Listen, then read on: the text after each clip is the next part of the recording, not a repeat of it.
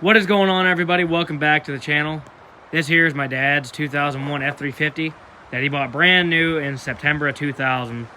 He just recently decided to pass it on to me. That was the plan all along anyways, but he did it early. So I'm taking over. I got all the problems handed to me that I have to fix, but that's exactly what I wanted. I wanted to make this a project and keep it running. So it's been sitting for almost a year, and it was because that rear yoke was snapped off. Should have made a video of me fixing it, but I didn't. So yesterday I got that all squared away, and the reason I made that so urgent to get fixed was it's been sitting outside for most of, all winter and then some. So I opened the door, and the interior, the door's frozen, hang on, I'm busted, but the interior had water in it.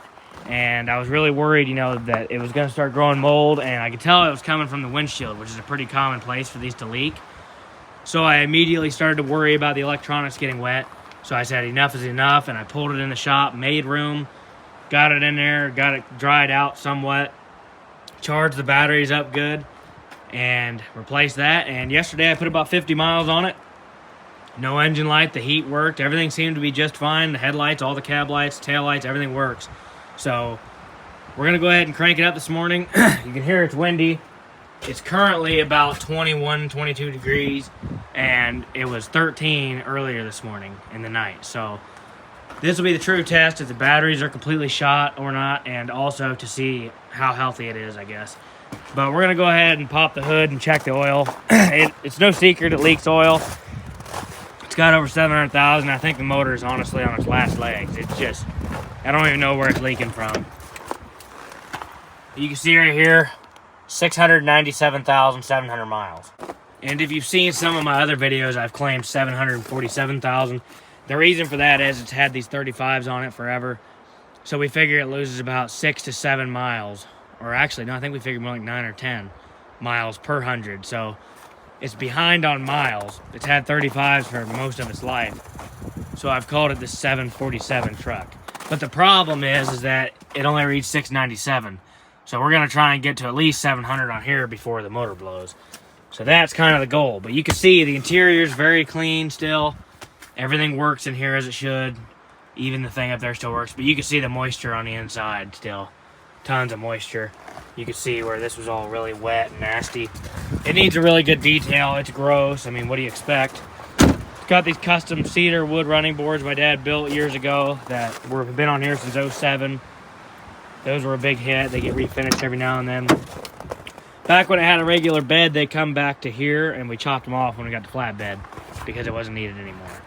So let's go ahead, check the oil, and then continue on, and we will try and start this beast. Wish I had a better view, but that's just what you're going to get. We had the hood shocks fixed. We had several $1,000s put into this by SMA Diesel down in Chesney, South Carolina. I can't recommend Sam enough. He's done great work for us on this truck, my red one, and my 6.7 even. Super clean. I'll show you a close-up here in a minute. So I would definitely recommend him if you're in the area. Checking the oil because I know it leaks and burns it. And it was good before it idled. I've probably got 6 hours of engine runtime since I've checked it. And it was good. We're about 2 quarts low right now. So we're going to go ahead and add 2 quarts to it just to make sure we don't have any major issues because we ran it out of oil. You can see here what I'm talking about. This looks a little bit rough now because it's been sitting so long since he's worked on it.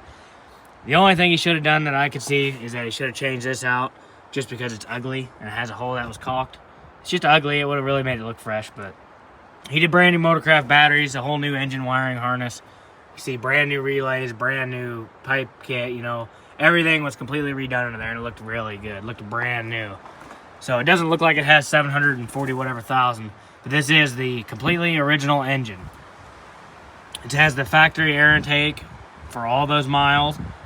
It had I think it was called a Diablo performance tuner on it for years, and then about 6 or 7 years ago it got switched to a Hydra and had big injectors put in it, which basically was like putting a gun to your head. This thing just does not appreciate having the big injectors. I think it's really taken a toll on this tired engine. So now we have extreme blow-by, so on and so forth. But without further ado, we'll go ahead and add our oil and we'll get it cranked up. I keep a handy gallon right here just because I know that it's gonna need it going down the road. So we'll use this. Whoa. I'm gonna get a funnel before I continue to make a gigantic freaking mess like a retarded Down syndrome. This stuff is just super thick, which is to be expected.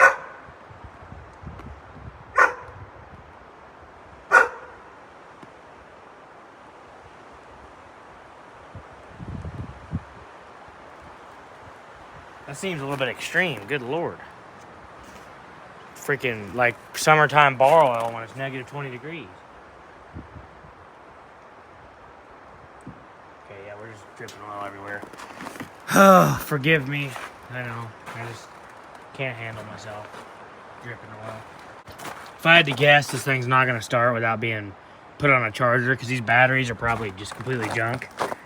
They're going on, open up. They're going on 4 years old. Looking for my hat, I'm cold. They're going on 4 years old, so I assume that they're probably completely shot. I was never impressed with Motorcraft batteries anyway, so I'll replace these with Interstates if these are junk. We will take that funnel and a fresh gallon with us. If I get it running, I plan on taking it to town. I want to go get the stuff to change the oil and fuel filters on it because this stuff's about 5 years old. Well, I guess 4 years it's in it. So let's go ahead and see if it'll crank up.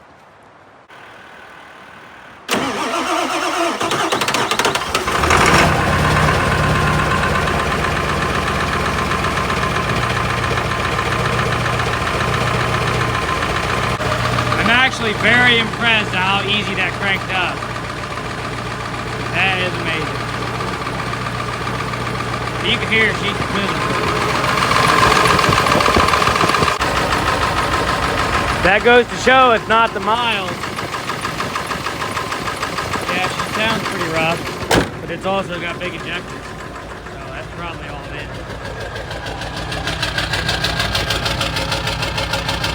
I assume it might be a little low on compression, but it's still 10 times better than my 99 with 160,000.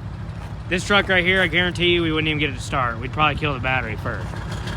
So as long as all your stuff is working, then you have really nothing to worry about. These trucks are gonna run great. Like I said, for all your Powerstroke needs, if you're down south, SMA Powerstroke Professional, that's the way to go. Very good work, and you can see it right here, it speaks for itself. He hadn't worked on this truck in 4 years, and here it is, still working. So, I mean, it hadn't really been driven much, but all his work has held up good, so very impressed. Got the same oil in it. Well, as long as it hadn't all leaked and burned out by now. Probably has. I can manually switch it over to high idle too. Which we'll do, because we want to let it warm up a good while before we take off down the road. The heat still works, and the radio, so that's very impressive.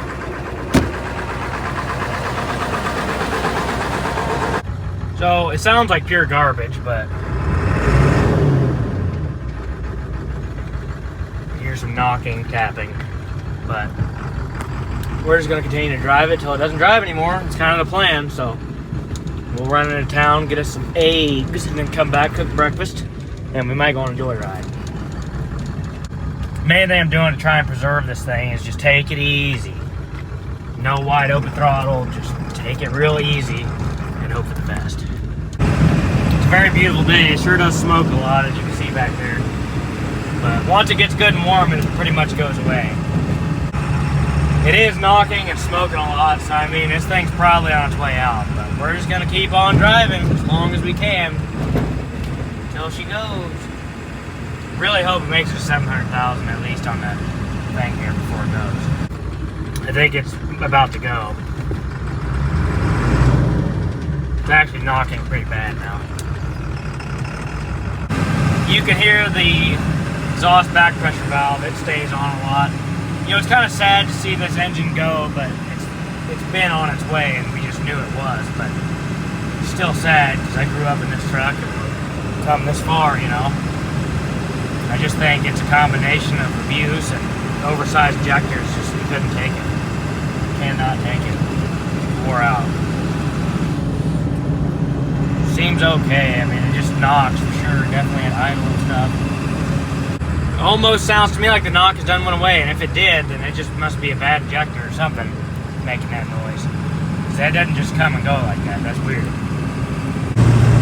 See here, even at highway speed, the truck still rides really good and drives strong, so there is hope. And even if the engine blows, I'm going tomorrow to look at another truck to buy that has a good engine in it. Has 460,000 on it, but obviously that's nothing, so look forward to that video coming soon also.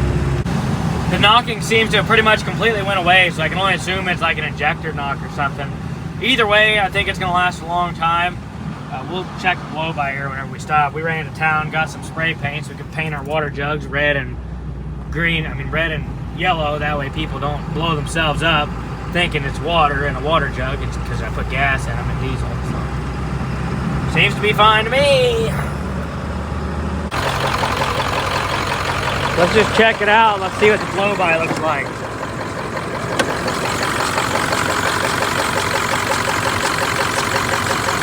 Sounds pretty miserable.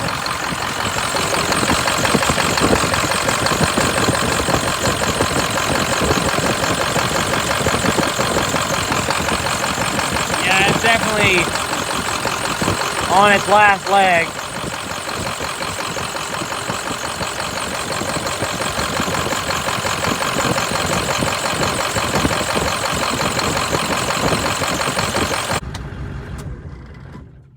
See if it cranks back. Sure does.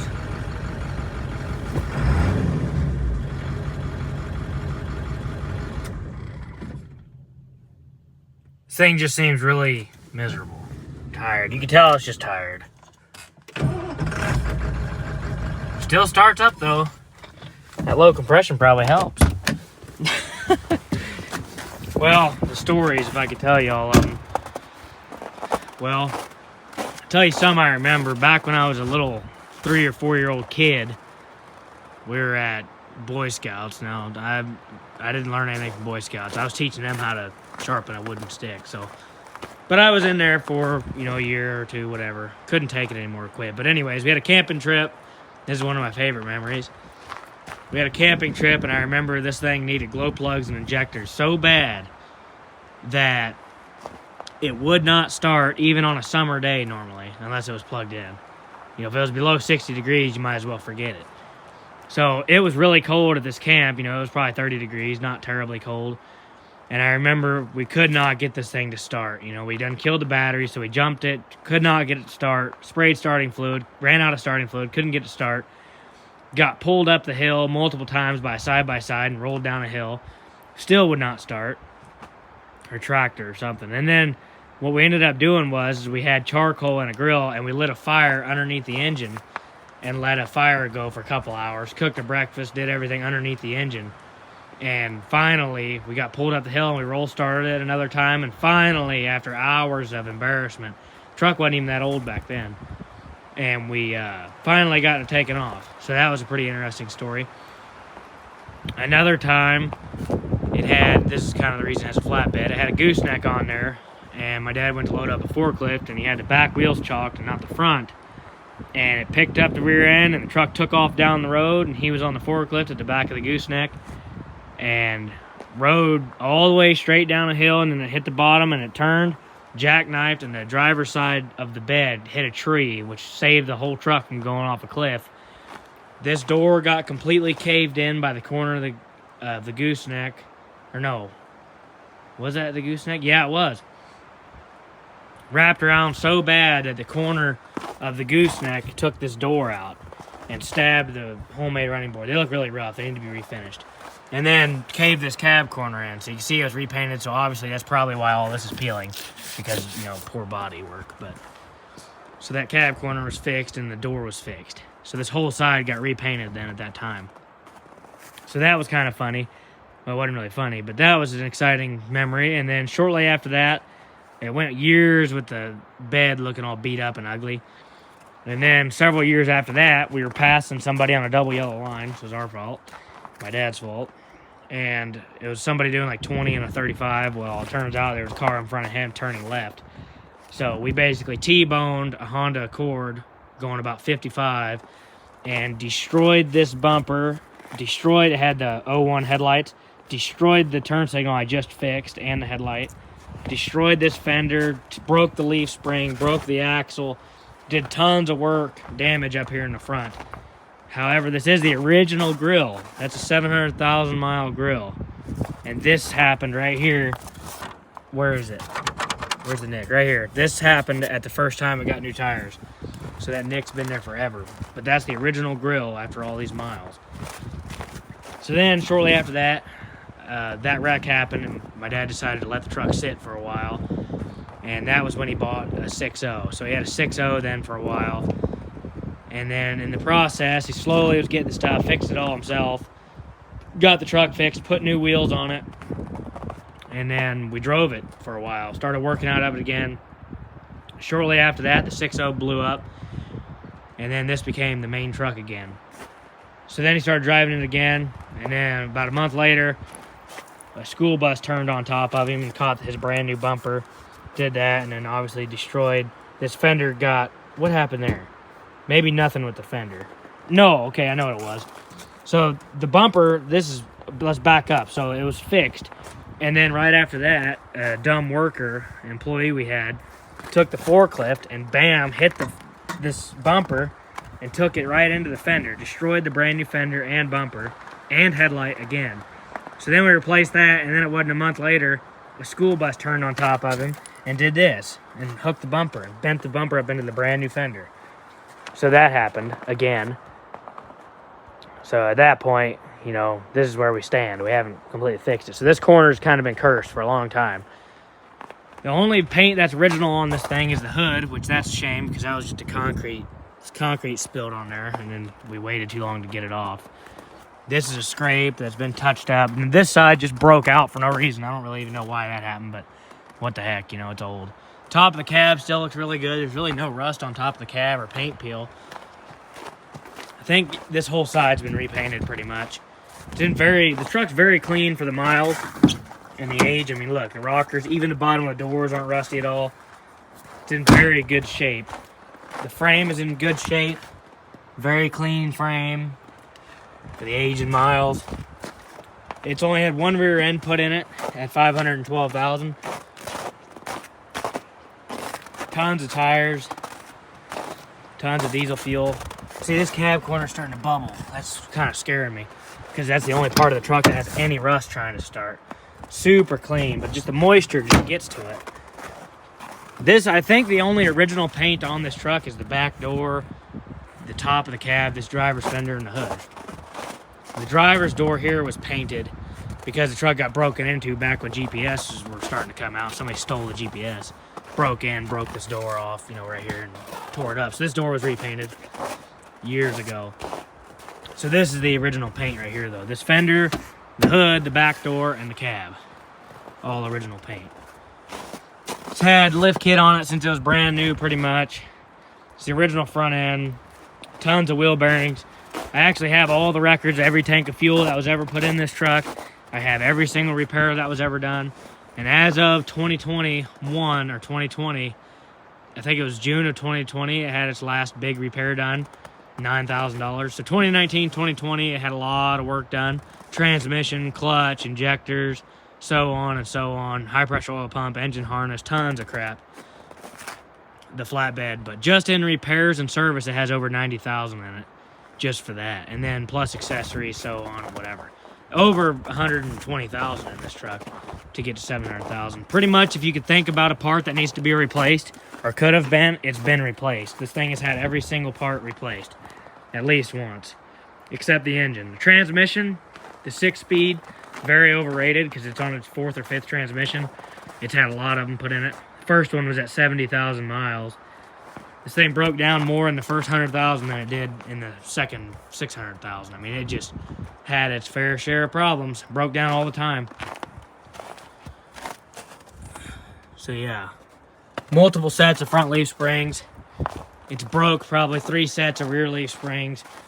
So this is a new set of springs again. You never can seem to get the proper leaf springs. Truck doesn't have any overloads on it. What I'd like to do is return this thing back to stock height. The end goal would be to go back to stock height, get a stock bed, get it all back to the original, change the headlights all back to original, everything, make it original. The bumper, put a ranch hand on it, original orange amber cab lights, original amber turn signals, leave the original grill, get it as close to stock as possible, maybe a leveling kit on the stock wheels. I mean, a leveling kit on stock suspension, or get a proper 4-inch lift. Because, see, this is supposed to be a 4-inch lift, but it's more like a 6-inch because it's just been messed up, and I don't even know what the lift is now. It's been pieced together because, you know, we keep breaking leaf springs and whatever. So it's not right, whatever it has.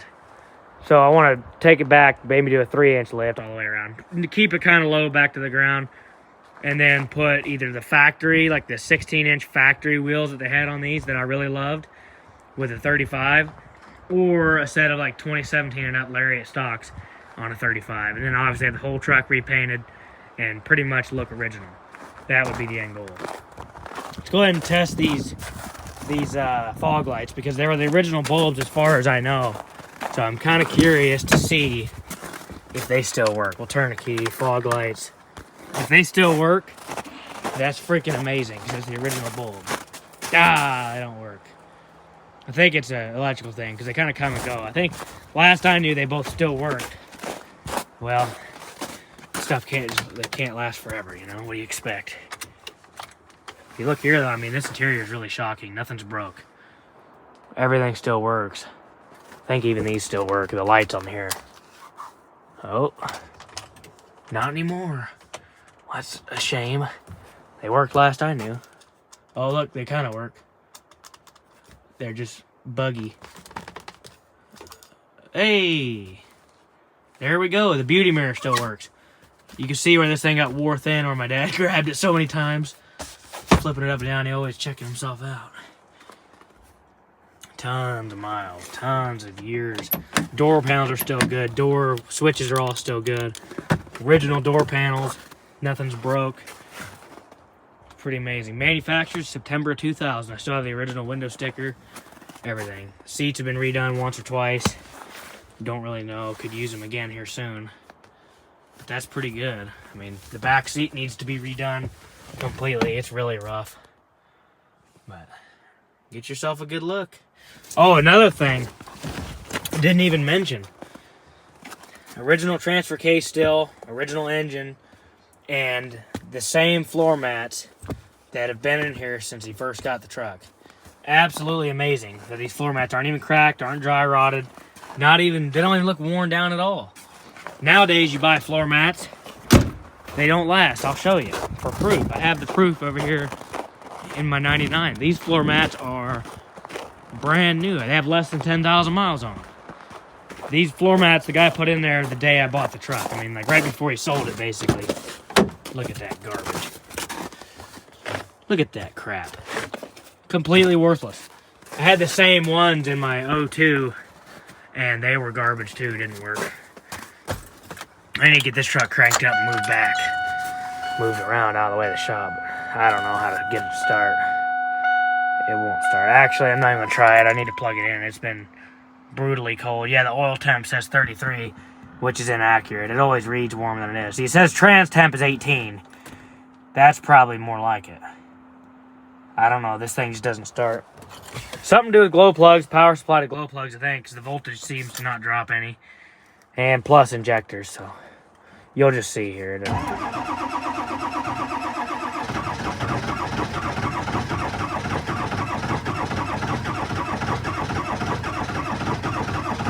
That 700,000 mile truck, as you saw earlier, cranked up better than this thing.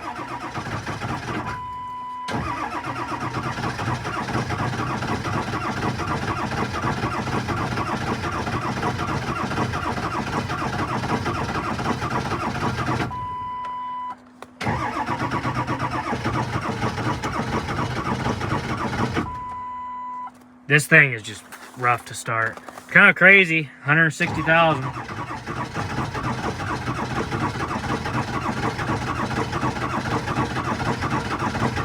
I already know this truck. I'm going to quit trying. It needs to be plugged in because batteries will die before it starts. It's just got something going on. The engine's definitely healthier than that other one, but it's just got bad glow plugs or injectors. Something's going on for sure. It's kind of amazing. This truck, even with all its problems, still cranks right up in extreme cold. No problem. CM flatbed. It's had a 4-inch straight pipe on it. Big injectors. These are still the original mirrors, which is amazing. That one over there is busted out, but it's got tape holding it together. So the tape's holding in strong. Gorilla Tape's some good stuff. It's been on there for years. It's not even dry rotted yet. So that's pretty impressive to me.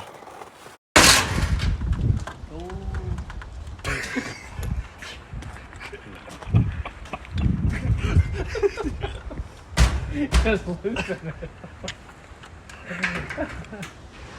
Okay. Done. His original tag back when my dad lived here was on his Nissan, 1996. If you guys want more videos on this truck, comment down below. I plan on continuing to make videos on it, fixing it up, fixing stuff on it. I want to get this thing fully restored. So if you guys enjoyed the video, please leave a like and subscribe. Comment down below ideas, things you want to see. If you want a full breakdown video of the maintenance records, fuel, and everything, I'll be glad to go back through all that and show you in a separate video.